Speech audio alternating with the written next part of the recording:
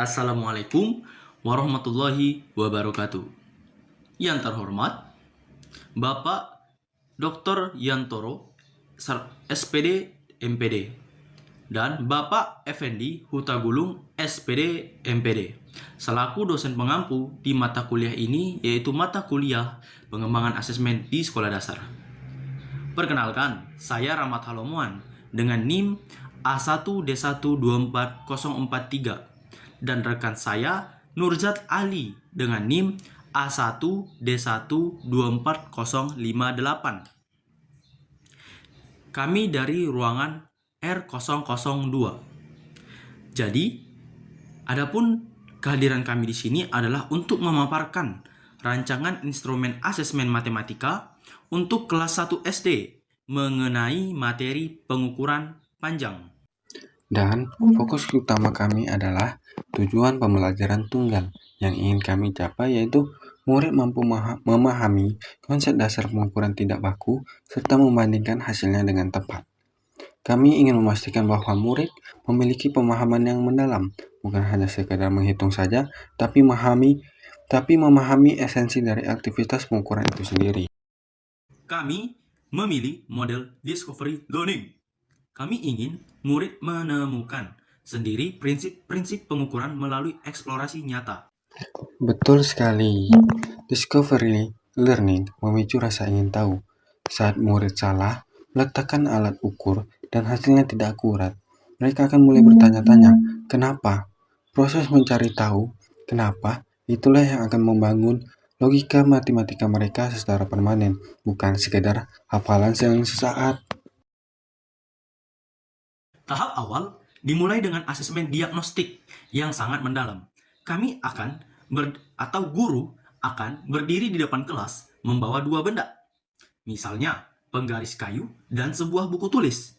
Kami meletakkan buku tulis di posisi yang sengaja lebih maju agar secara visual tampak lebih panjang daripada penggaris. Lalu kami melontarkan pertanyaan. Coba lihat mana yang lebih panjang dan berikan alasannya. Dan disinilah kita membedah 3 kategori pemahaman murid. Yang pertama itu adalah prasangka visual. Murid kelompok ini biasanya langsung menunjuk benda yang paling maju posisinya. Mereka belum memahami konsep kesejajaran ujung, bawah, atau titik nol. Ini adalah tantangan utama kami untuk melatih fokus mereka pada pangkal benda. Kedua adalah prasangka identitas. Ada murid yang menjawab berdasarkan pengetahuan umum. Misalnya, pasti penggaris lebih panjang karena itu alat ukur. Mereka tidak benar-benar mengamati fisik benda yang guru pegang, melainkan menjawab berdasarkan asumsi dan pengetahuan umum mereka saja. Itu tidak salah, tetapi ini menunjukkan mereka belum melakukan observasi objektif. Masuk ke slide 4, yaitu asesmen formatif atau asesmen for learning. Di sini ada 6 pasang gambar benda, kotak 1 dan 2. Dan ini adalah LKPD kami. Jadi di kotak 1 dan 2 itu menggunakan alat tulis dan alat makan untuk melatih mata murid membandingkan benda yang sudah sejajar. Akan tetapi, pada kotak 3-6 tingkat kesulitannya meningkat. Nah, benar sekali Rahmat. Di sini ada beberapa alat. Ada sisir, ada gunting, ada kuas, dan ada sikat gigi. Bentuk sisir yang lebar atau ujung sikat gigi yang banyak bulunya seringkali itu membingungkan mata anak kelas 1. Di sini, kami menilai konsistensi mereka.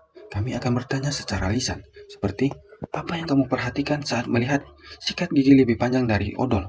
Jawaban mereka akan menjadi data bagi kami untuk melihat sejauh mana proses penemuan konsep mereka berlangsung. Sekarang kita bedah slide kelima kami, yaitu asesmen sumatif. Saya akan membahas soal nomor 1 sampai 5. Jadi di soal nomor 1 dan 2, itu murid diminta menentukan pohon yang paling pendek dan benda harian yang paling tinggi. Di sini, mereka belajar membandingkan 3 objek sekaligus. Sebuah peningkatan dari tahap formatif yang hanya 2 objek. Di soal nomor 3, kami mulai mengenalkan unit satuan kota, murid belajar menghitung beberapa banyak kotak yang mewakili panjang sebuah pensil. Di soal nomor 4 dan 5, kami mengganti kotak menjadi penjepit kertas guna untuk mengukur kuas dan krayon. Nah, jadi di sini murid belajar ketelitian mereka. Mereka harus menghitung setiap penjepit kertas dari ujung ke ujung tanpa ada yang terlewat.